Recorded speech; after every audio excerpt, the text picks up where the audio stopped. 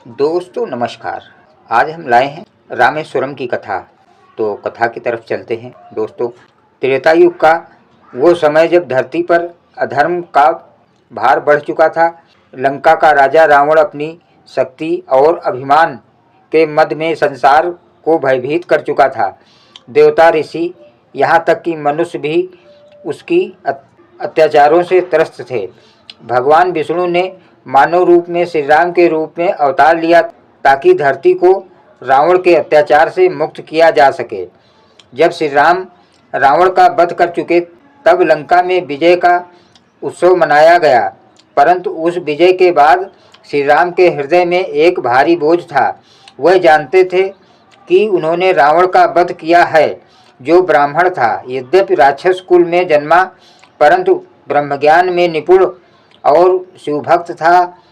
इस कारण श्री राम को ब्राह्मण हत्या का पाप हुआ। श्री राम धर्म के प्रतीक थे।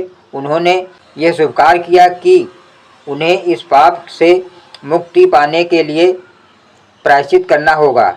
विभीषण, जो लंका में नए राजा ने श्री राम को सलाह दी, हे प्रभु, यदि आप रावण का वध के पाप से मुक्त होना चाहते हैं तो आपको स्वयं भगवान शंकर की आराधना करनी चाहिए।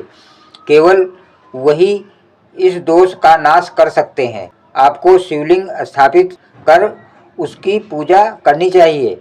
श्री राम ने उसी क्षण निर्णय लिया कि वे समुद्र तट पर जाकर भगवान शंकर की स्थापना करेंगे। वो स्थान था रामेश्वरम, जो आगे चलकर पवित्र तीर्थों में सर्वोपरि बन गया। रामेश्वरम के उस रेतीले किनारे पर समुद्र की लहरें शांत होकर श्री राम के चरणों को स्पर्श कर रही थीं। श्री राम ने लक्ष्मण से कहा, भ्राता, यह स्थान पवित्र है, यहीं हम शिवलिंग स्थापित करेंगे, परंतु मुझे शिवलिंग चाहिए और वो हिमालय से लाना उचित होगा, क्योंकि वहाँ शिव का वास है। उन्होंने हनुमान से कहा, हनुमान, तुम सबसे तेज गति वाले हो, तुम हिमालय जाओ और वहाँ से एक दिव्य शिवलिंग लादकर ले आओ। जब तक तुम लौटो हम पूजा की तैयारी करेंगे। हनुमान जी तुरंत उड़ चले।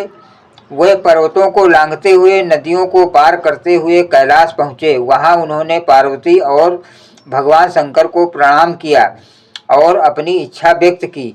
भगवान शिव मुस्कुराए और बोले, हे हनुमान, यह तुम्हारा और राम का भक्तिपूर्ण प्रयत्न है। यह रहा मेरा स्वरूप, इस लिंग को लेकर जाओ। हनुमान जी ने बड़े आदर से शिवलिंग लिया और वह आकाश मार्ग से लौटने लगे, परंतु रामेश्वरम में समय बीत रहा था। पूजा का शुभ मुहूर्त निकट था। श्री राम प्रतीक्षा कर रहे थे, परंतु हनुमान नहीं लौटे। माँ सीता ने कहा, स्वामी, मुहूर्त बीत जाएगा, क्या हम मिट्टी से ही शिवलिंग बना लें? पूजा का भाव अधिक महत्वपूर्ण है। श्री राम ने सहमति दी। सीता ने अपने हाथों से रेत, मिट्टी और जल मिलाकर एक सुंदर लिंग का निर्माण किया। श्री राम ने उन्हें प्राण प्रतिष्ठा की और स्वयं भगवान शंकर का आह्वान किया, हे भोलेनाथ, आप सबके कल्याणकारी हैं, कृपया कर इस लिंग में निवास करें। भगवान शिव प्रकट हुए और बोले, राम, तुम स्वयं भगवान विष्णु हो, परंतु अपने भक्त व्रत का पालन करते हुए तुमने मुझ में श्रद्धा की। यह तुम्हारी भक्ति ही है जिसने मुझे यहाँ स्थिर कर दिया। यह स्थान अब रामेश्वरम कहलाएगा, अर्थात राम के द्वारा स्थापित ईश्वर जो भी यहाँ मेरी पूजा करेगा वो समस्त पापों से मुक्त होगा। उसी क्षण हनुमान जी वहाँ पहुँचे। वह हाथ में कैलाश से लाया हुआ दिव्य शिवलिंग लिए थे। उन्होंने देखा कि श्री राम पहले ही पूजा प्रारंभ कर चुके हैं। वह दुखी होकर बोले, प्रभु, आपने मेरे लाए हुए लिंग की प्रतीक्षा क्यों नहीं की? श्री राम ने हनुमान को स्नेह पूर्वक देखा और कहा, हनुमान, तुमने जो लिंग लाया है वो भी उतना ही पवित्र है, इसे भी यहीं स्थापित करेंगे। हनुमान बोले, परंतु प्रभु, पहले जिस लिंग की पूजा हो चुकी है अब वो नहीं हटेगा। कृपया कर बताइए कि मेरा लिंग कहाँ स्थापित होगा। श्री राम ने मुस्कुराकर कहा, हनुमान, यदि तुम अपने लाए लिंग को इस लिंग के स्थान पर रखना चाहते हो तो तुम्हें इसे हटाना होगा, परंतु यदि यह नहीं हटा तो जानो कि यही रहेगा। हनुमान ने अपनी पूरी शक्ति लगाई। उन्होंने मिट्टी का वो लिंग हटाने का प्रयत्न किया, परंतु वो हिला तक नहीं। उन्होंने बलपूर्वक खींचा तो लिंग और चारों ओर की धरती भी फट गई, समुद्र की लहरें भी पीछे हट गईं। यह देखकर श्री राम ने कहा, हनुमान, शांत हो जाओ।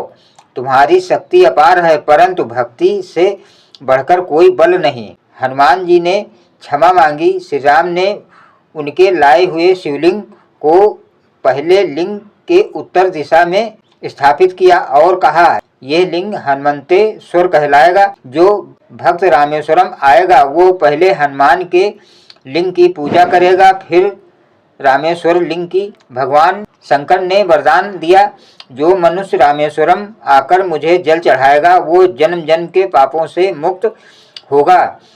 यहाँ तीर्थ स्थान पर जो शिवलिंग का दर्शन करेगा उसे मोक्ष प्राप्त होगा। इसके बाद श्री राम ने समुद्र के तट पर एक और महान कार्य किया। उन्होंने राम सेतु के निर्माण का आशीर्वाद दिया। कहा जाता है कि जहाँ रामेश्वरम से लंका की ओर समुद्र शुरू होता है, वहीं से वानर सेना ने पत्थरों से सेतु बनाना आरंभ किया। श्री राम ने स्वयं समुद्र देव की आराधना कर मार्ग प्राप्त किया था। रामेश्वरम वही स्थान है जहाँ समुद्र देव प्रकट हुए थे और बोले थे, हे रघुनंदन, मैं आपकी सहायता करूँगा, आपके पत्थर जल पर तैरेंगे।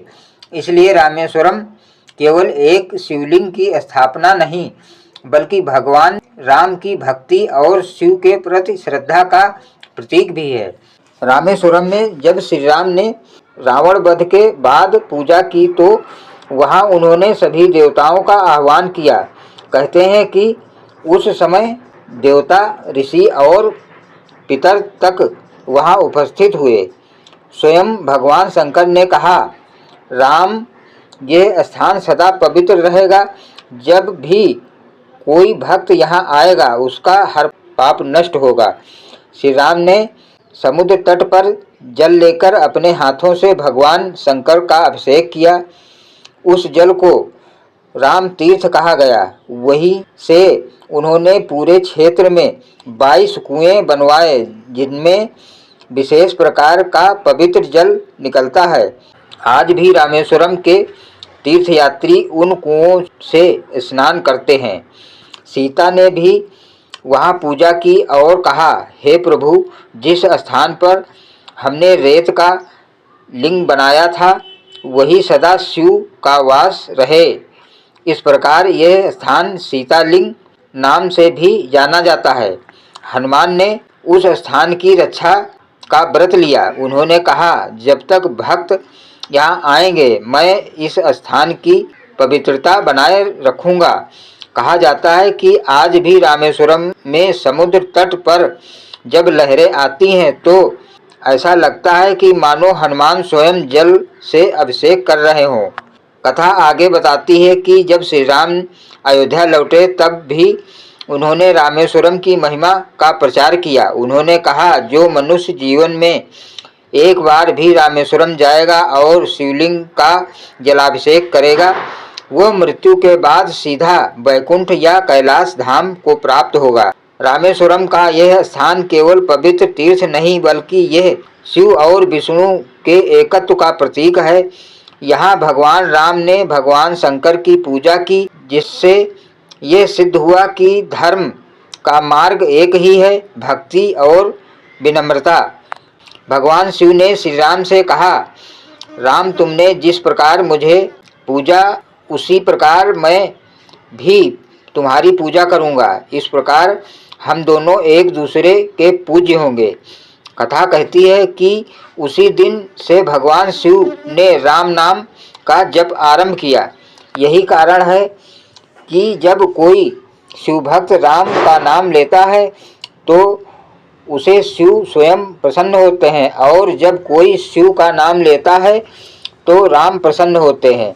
रामेश्वरम की भूमि पर आज भी ये दिव्य एकता अनुभव की जाती है। तीर्थयात्री जब सुबह सुबह समुद्र में स्नान कर हर हर महादेव और जय श्री राम का जयकारा लगाते हैं तो ऐसा लगता है मानो स्वयं त्रेता युग की गूंज आज भी वहाँ जीवित है। रामेश्वरम का मंदिर आज विश्व के सबसे प्राचीन और विशाल मंदिरों में गिना जाता है। इसमें 22 तीर्थ कुएं हैं, जहाँ का जल अलग अलग स्वाद और तापमान का होता है। कहा जाता है कि ये 22 कुएं 22 प्रकार के पापों का नाश करते हैं। मंदिर के गर्भगृह में जो शिवलिंग विराजमान है वही रामलिंगम कहलाता है, जिसे स्वयं श्री राम ने सीता के हाथों से बनवाया था। उसके पास ही हनुमान द्वारा लाया गया विशेष लिंग स्थापित है। हर भक्त पहले हनुमान का लिंग दर्शन करता है और फिर राम लिंग का। जब सूर्यास्त के समय समुद्र का जल सोने जैसा चमकता है तो कहा जाता है कि वही तेज श्री राम के चरणों से निकलता है। उस समय मंदिर में जब घंटियों की ध्वनि और शंखनाद गूंजता है तो पूरा वातावरण उस दिव्य मिलन शिव और राम की अनुभूति से भर उठता है। रामेश्वरम की यह कथा सिखाती है कि चाहे कोई कितना ही शक्तिशाली क्यों न हो, धर्म और विनम्रता के बिना पूर्ण नहीं हो सकता। श्री राम ने भगवान शिव की पूजा करके यह संदेश दिया कि सृष्टि में कोई भी देवता दूसरे से बड़ा या छोटा नहीं, सभी एक ही परम सत्य के रूप में हैं।